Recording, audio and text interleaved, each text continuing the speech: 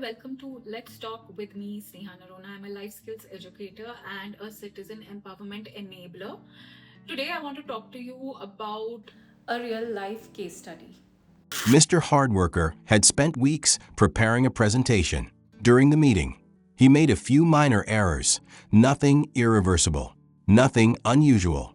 But instead of addressing the issue professionally, the client began yelling in front of everyone, calling him and questioning the kind of people the company hires, all in the presence of his manager.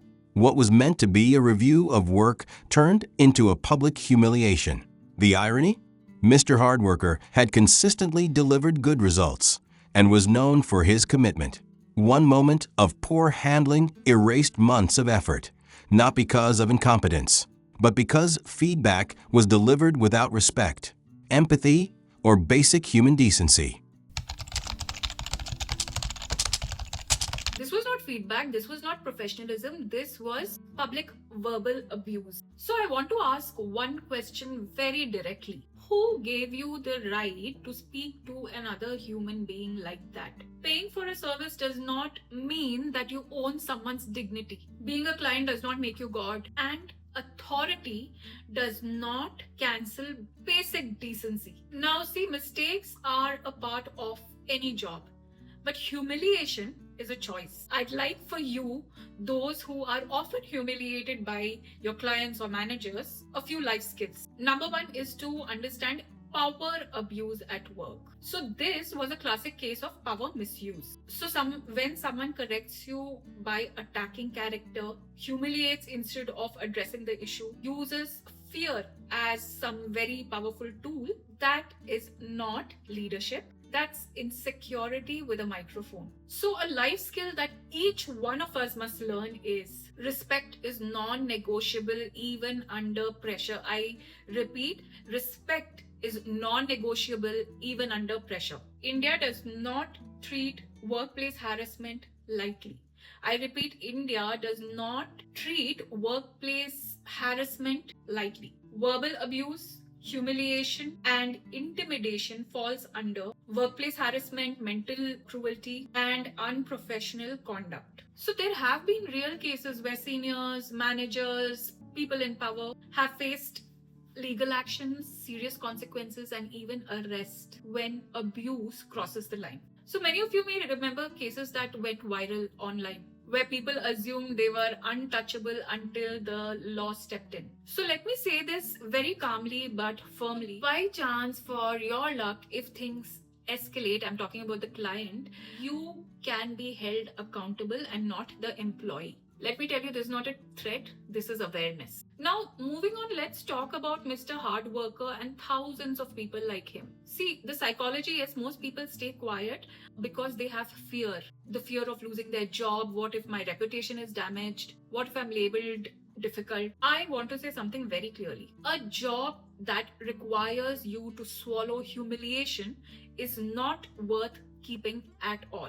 There is no salary compensation for chronic disrespect. No designation heals long-term emotional damage. And also, please understand that silence is not going to protect you. It is only going to slowly break you over time. See, what happens is people don't share about this, people don't talk about it, then just because you're not able to express yourself at work, you come back home and take that frustration out on family, friends, your social life is affected. It's a spiral effect. Okay, it's nothing that is going to keep you very peaceful.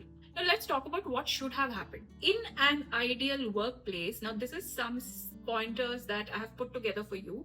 In an ideal workplace, the manager should have intervened immediately, because the manager knows the team, right? The manager knows how much hard work the person is putting into whatever he is doing. Second is, the conversation should have been redirected professionally instead of just verbalizing it with words like etc. And feedback should have been factual and private.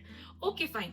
Maybe this person has made a very huge mistake. The client and manager should have booked a meeting room and then shared this appropriately and given constructive feedback instead of destructive feedback. Abuse should have been stopped on the spot. Even bigger crime is supporting crappy people like this. And To the client, I would like to ask you this question. Do you behave like this with your team, at your workplace, or would you find it very exciting to work with someone who would put you down and call you or useless and things like that? I mean, do you have that kind of a psychology? A client crossing boundaries should be corrected and not enabled. Now, let's talk about the other life skill, knowing when to draw the line. Unfortunately, we don't teach our children and people in our lives about assertive dignity. See, standing up does not mean that you're shouting. It means giving clarity to the other person. Please practice this sentence. I am open to feedback, but I will not tolerate disrespect. I repeat, I am open to feedback, but I will not tolerate disrespect. And also, a lot of times what happens is when you're faced with such situations, all of a sudden you are caught off guard and then you don't know what to tell the other person.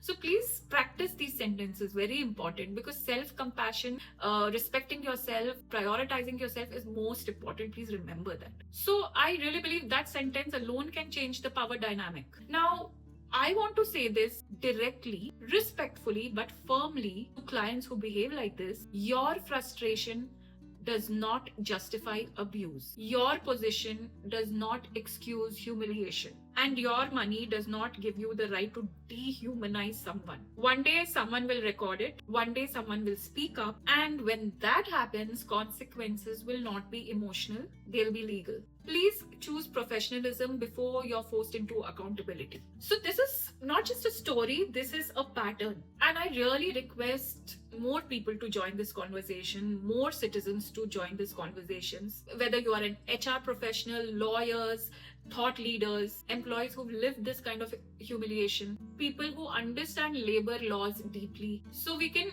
educate, empower, and prevent abuse and not normalize it. Mistakes can be corrected, spreadsheets can be fixed, but humiliation leaves scars. And please, let's stop glorifying toxic behavior in the name of client pressure. And let's build workplaces where respect is baseline, where respect is foundation, not a bonus. So I'd like to conclude by saying, let's empower our fellow citizens by sharing our light with each other, because awareness is protection and dignity is a right.